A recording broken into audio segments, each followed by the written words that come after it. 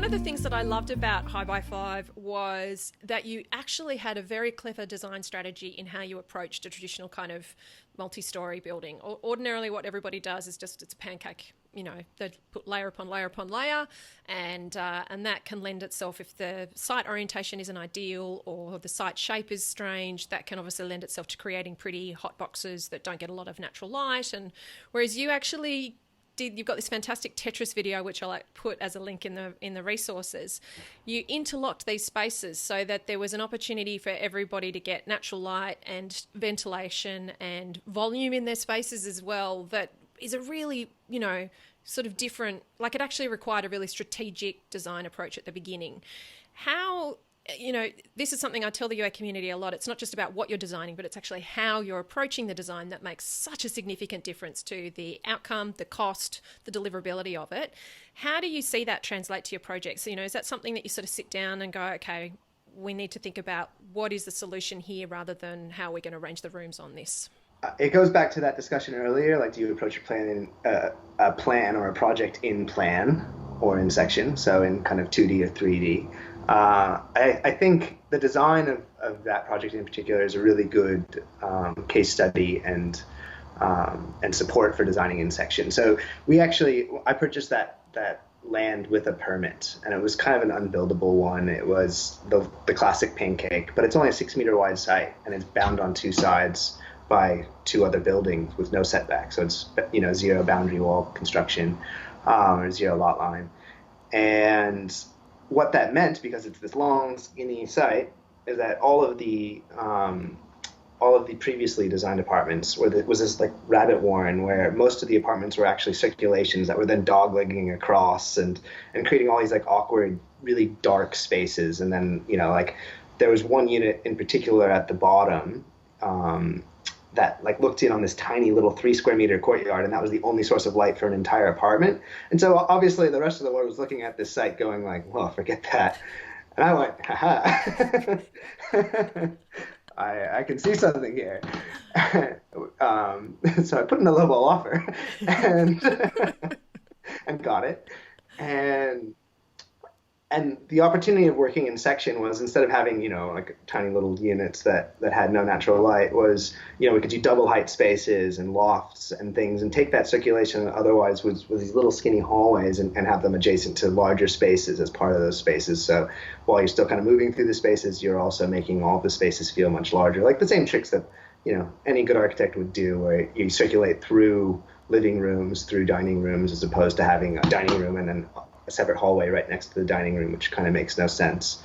And it also allowed me to kind of prioritize those different living areas. So again, back to the previous discussion of where do you kind of want your hero spaces to go? And you're kind of looking at the site where you've already lost 2 orientations before you even start, and saying, okay, here are the best bits. Like we've got these kind of beautiful like leafy views to the east, morning lights. We've got, this massive northeastern aspect as we went out the back that had kind of city views and a little bit of bay views. And so you're able to kind of take, the best living spaces and kind of just, you fix those, and then you kind of solve for the unknowns. And that sectional approach of things kind of coming up and over is really just the outcome of kind of solving for those unknowns, and still making sure that every bedroom has, ample and adequate natural light and ventilation. And then lots of skylights. So another advantage of thinking sectionally and thinking about light sectionally, instead of just, plunking little hole punch windows into buildings, is that you can bring light down to 3 stories through skylights, through stairwells, light wells. And, in 2 instances in this project, we even have like metal grates over light courts where you're able to kind of still use the space over it for, outdoor entertaining, but at the same time the light still is able to pass down to those lower levels, and it works quite well actually. So I think that there's a lot of opportunities that came out of designing in section that wouldn't have been there had I just kind of pancaked one on top of another. Yeah, well, I think that for me it's a really fantastic demonstration of the difference of thinking in 3D about the site, and rather than thinking in 2D. Obviously everybody else I think was thinking in 2D about, we're just going to create these long tubes and the indoor quality, like this is about real estate proximity to amenities and those kinds of things. This isn't about creating lovely living environments.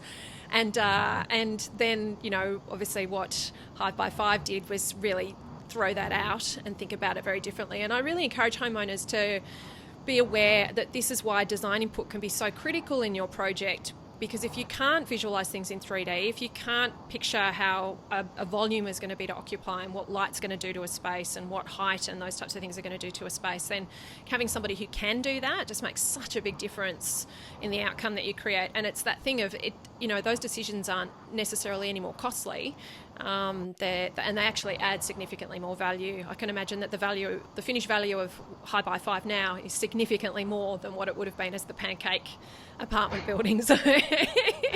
Yeah. No, there's, and then that's actually something that I would point out to your audience as well, is that there's actually like hard economic benefits of this stuff. You get better spaces. I would have thought that's enough. But on top of that, like in this instance, communal hallways that were kind of going on each floor that aren't kind of sellable area are now turned into loft spaces, or they're turned into a larger living area, and it's sellable, which is actually, financially beneficial. But it's also, in terms of the quality of the space, improves it. And that same approach is true, at least on every inner urban site. You can probably get away and make a few more mistakes if you're building out in a paddock, because you can just kind of keep expanding. But if you've got this fixed resource, which is your land, a good design kind of leverages that land and creates something great. A bad design squanders it. And, if you have extra circulation space that's not necessary, if you have these, 1 meter wide side yards fringing both sides of your house that aren't doing anything, you're wasting a pretty valuable resource. Yeah, and it's funny because I look at architectural work and I think it's often the tightest constraints that creates the most interesting and innovative work. It's like the more you back an architect into a corner, the more you'll get from them in terms of design innovation. So, because it is, if you had more than 5 by 5 meters to fit your kitchen, living and dining in it, you probably would have made it bigger, and you wouldn't have made it as adaptable, and you wouldn't have come up with this mobile island kitchen bench, and and the importance of your outdoor deck as a whole nother room for your home, and it is that. So I think we are really guilty in Australia of just building bigger to solve our problems, and it's not sustainable, and it's not financially sustainable either. And we can get such great results if we constrain ourselves and think, okay, we can do. I was reading something this morning where a woman named Jenny Edwards, who's Lighthouse Architecture and Science, was saying smaller but smarter, and I think that is a really, I love how h.i.v.e. explores that, but does it in a way where spaces still feel generous and light-filled and lovely. So yeah, really just think it's a fantastic project. So I'll share links to it so that people can check it out, because I think it's a really great example of when all those constraints exist, that you can still create something that's really fantastic. So, and I really appreciate your candidness and your honesty in sharing your learnings. Do you find that that's given you a whole new level of empathy when you work with homeowners and clients on their projects, in terms of, how you go about spending their money on their future family homes? I think it's given me a level of empathy for everyone in the process, not just clients, which can be hard because it can feel like a zero-sum game. You're going to, especially, as you would probably know, when you're in a contract admin role, you're kind of in this judgment role, and you're trying to kind of judge in favor of the client or the builder. I hate it, to be honest, but it's kind of part of the game. But what it's done is it's given me empathy for all parties to kind of understand emotionally how much is on the line for our clients. I knew intellectually, before, but having the kind of experience yourself and then being able to connect that back is a little bit of a different level of understanding. The anxiety, the stress around it, the make or break aspect of it, until you've kind of gone through that, it's hard to intellectualize, I think. And so I sympathize and empathize with our clients and understand and take responsibility in that process to help it go as transparent and smoothly as it can. And at the same time, I know how much pressure the builder's under. They've got this capitalist system that's squeezing them at every corner. They've got trades who are, hopefully, if it's good, they're doing the right thing, but still they have their kind of commercial pressures. They've got time pressures. And everyone's an optimist, I am, you probably are. And sometimes that optimism carries the project, and sometimes it doesn't, and sometimes it's not through anything negative that's happened, just the fact that these projects are hard to pull off. And so I try to kind of, I guess, broker goodwill amongst all parties as best I can, because I think there's probably people out there who would go hard one way or the other. I'm going to defend my client, hell or high water. But then that's not really kind of equitable to the builder, and vice versa. If you see a builder taking the piss, you still got to call them out. But most of the time, especially now, we're lucky that we're working with a lot of really talented builders who I think kind of do the right thing from the get-go anyway. And we're certainly pushing our clients towards those builders as best we can.